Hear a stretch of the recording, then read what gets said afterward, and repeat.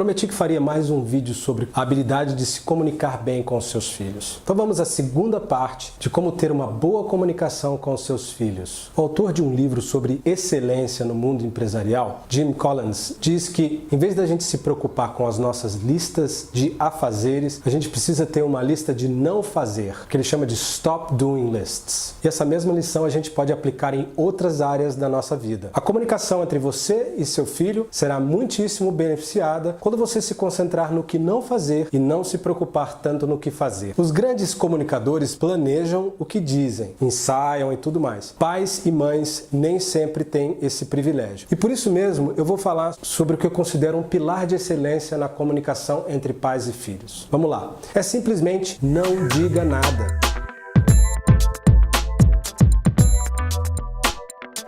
Quando seu filho vier com as suas reclamações e cobranças, é imprescindível que você respeite essa regra. Sua primeira reação deve ser ficar calado e ensaiar uma frase padrão que demonstre que você está ouvindo. Tipo: nossa, puxa vida, que coisa. Uma frase dita com toda a autenticidade e empatia possível. Você descobrirá que quando não se diz nada, eles ficam sem matéria-prima para continuar a reclamação. A frustração vai se dissipando. Quando as crianças relatam uma frustração, estão expressando também parte da carga emotiva que a experiência lhes trouxe. O fato de falarem sobre isso já ajuda a dissolver parte da frustração. Outra vantagem disso é que quando externamos nossos sentimentos, acabamos por colocar para fora emoções que até então eram meio intangíveis em nossa mente e que agora servirão de input para nós mesmos. Esse input será processado e armazenado pela nossa mente. Eu sei que parece complexo, mas quando você fala sobre seus problemas, as coisas que estão dentro de você ajudam você a organizar os seus pensamentos. Imagine só que ao caminhar você sente um objeto dentro do seu sapato que está te incomodando e você não sabe bem o que é. Você tira o sapato, vê o objeto que está incomodando e decide o que fazer com ele. Em geral, jogamos fora, mas se for algo útil ou valioso, podemos até ficar com ele. É mais ou menos assim que funciona quando expressamos os nossos sentimentos. Ao cultivarmos o mau hábito de responder de imediato às questões de nossos filhos, também acabamos por desencadear um processo quase sempre negativo de discussão. É como se tivéssemos colocado lenha na fogueira e oferecendo insumos para aumentar os argumentos da criança. Porque a partir do que falamos, eles constroem outra reclamação, a qual rebatemos novamente e por aí vai. É um ciclo interminável. O segundo grande segredo da comunicação com os filhos é não ofereça soluções.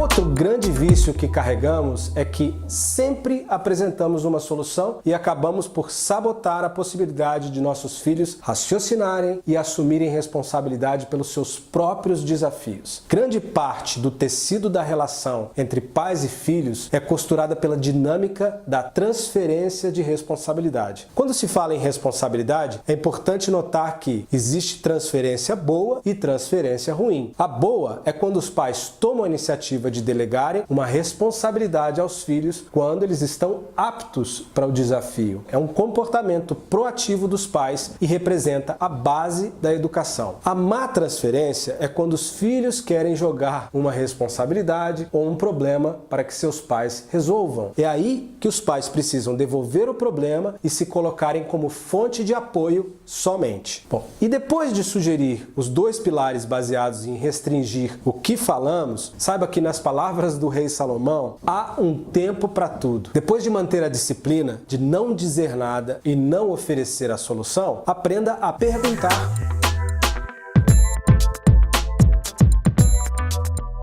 Quando seu filho vier com um problema, faça uma pergunta. Qual é o seu plano para lidar com isso, filho? Seu filho levará um susto e tentará sair pela tangente. Não deixe. Diga mais uma vez, qual é o seu plano para lidar com isso? Essa técnica é uma variação do que sugere o professor Jim Fay, do Parenting with Love and Logic. O Jim sugere que a pergunta serve como uma ferramenta de prevenção para discutir com o seu adolescente sobre como ele poderia agir em situações que envolvam decisões difíceis, como, por exemplo, resistir à pressão social para experimentar drogas e outras situações. Jim também ensina que em uma conversa com o seu filho, você deveria perguntar: o seu melhor amigo tentará convencê-lo de experimentar o uso de drogas. Qual o seu plano para lidar com isso? Seja na prevenção ou na recomendação, deixe-o resolver os seus próprios problemas utilizando esses 3 pilares aqui propostos. Vamos revisar? Primeiro, não diga nada. Segundo, não ofereça a solução. E terceiro, aprenda a fazer perguntas. E se você ainda não se inscreveu aqui no canal Pais Normais, por favor, faça agora. Um abraço e até logo!